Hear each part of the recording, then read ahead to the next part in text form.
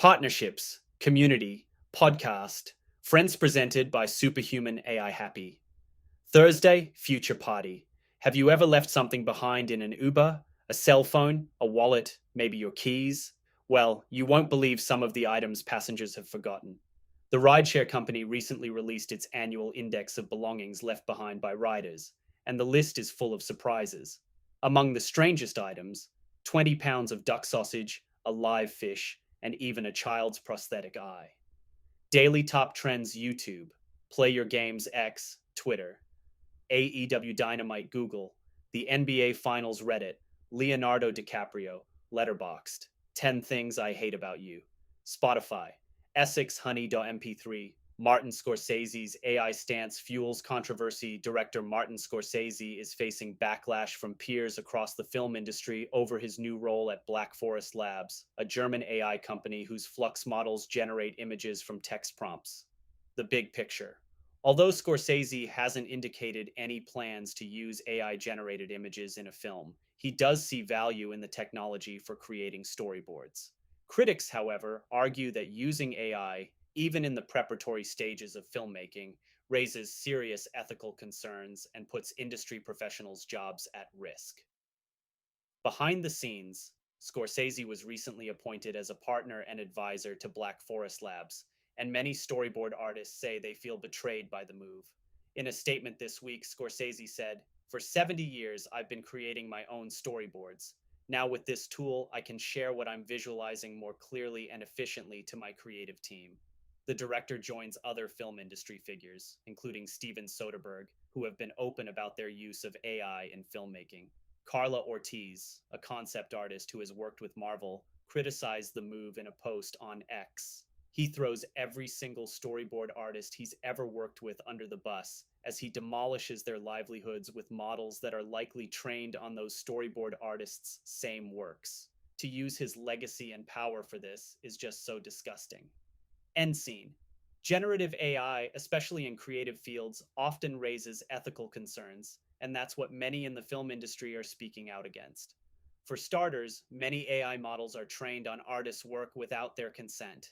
And if directors like Scorsese begin using it for storyboarding, if they aren't already, it may not be long before storyboard artists find themselves out of a job. Final cut.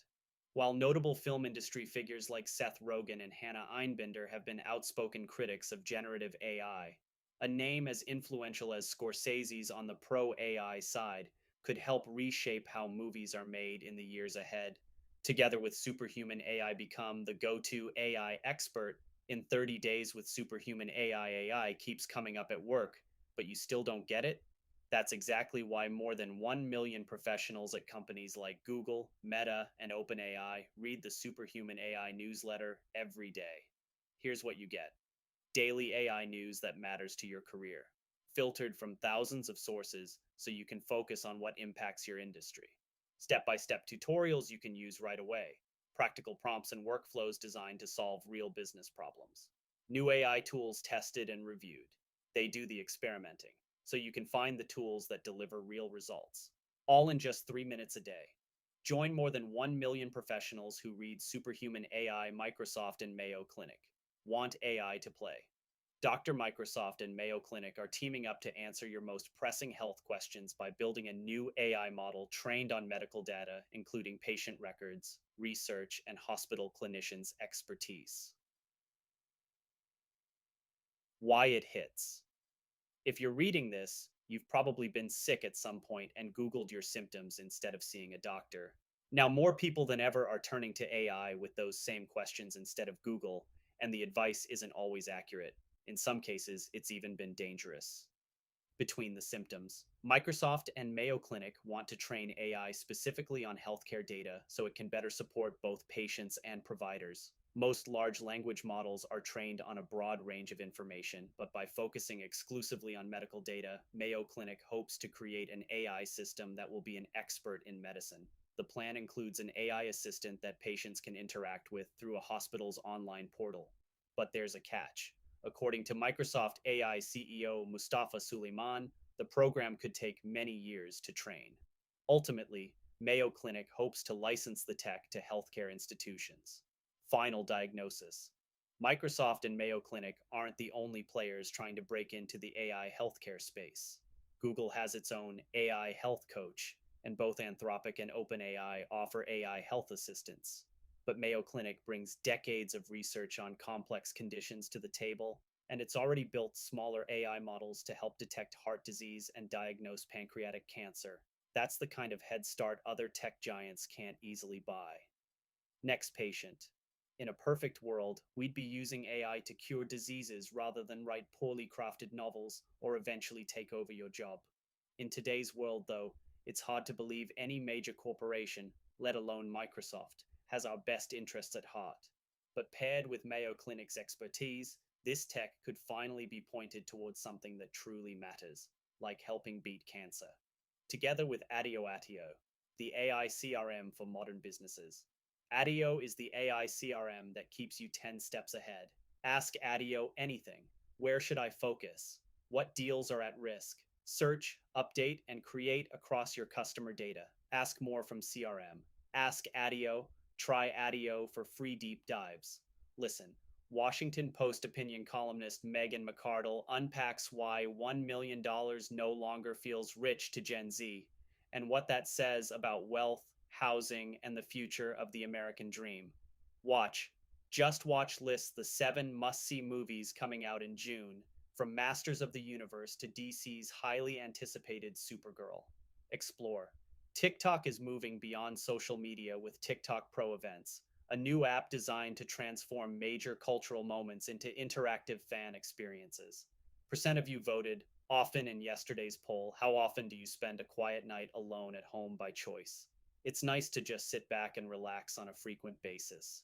That makes the other evenings more memorable. My home is my sanctuary. It is safe and peaceful. I need to be in a certain frame of mind to go out and deal with other people. The key word is by choice. Quiet nights alone at home help you recharge, meditate, and enjoy your own company. Alone and lonely are not the same. The first one is quite fun. Since I'm married, it doesn't happen very often, but as an introvert, I certainly welcome those evenings alone when I can do and watch whatever I want. And I'm beginning to accept it without shame instead of making excuses for why I'm not going out. Let's keep the conversation going. Join poll of the day so your opinions can shine. Discover how your views line up with your peers, check out cool insights, and have some fun. It's data with personality. Quick hits entertainment. Media YouTube now commands more daily viewing time than Netflix, marking a major shift as audiences increasingly turn to the platform as a TV destination. Christopher Nolan's The Odyssey is getting the full cinematic treatment with a 3-week 70mm run at Los Angeles' historic Village Theater. Backrooms just claimed A24's domestic box office crown, racing past the $100 million mark in under a week. Technology AI music startup Suno just hit a $5.4 billion valuation after raising $400 million, reflecting strong investor enthusiasm for next-gen content tools. As opposition to new AI data centers grows, Google is proposing a set of water use guidelines aimed at helping local communities evaluate whether large-scale computing projects contribute more resources than they consume. Meta is racing to contain an Instagram account takeover scheme after bad actors reportedly manipulated its automated support system. Culture, a new Virgin Media O2 survey, suggests the average Brit could spend nearly 5 years of waking life mindlessly scrolling through apps. Video games are more woven into everyday life than ever, with a new ESA report finding that 2/3 of Americans play at least an hour each week. Macy's sales rose 1.8% to $4.68 billion as shoppers increasingly gravitated toward higher priced fashion. Partnerships, community, podcast. Friends, today's email was written by Dina Eljanady and Kate Cuniff, edited by Nick Comney, polled and copy edited by Kate Cuniff, published by Darlene Salazar.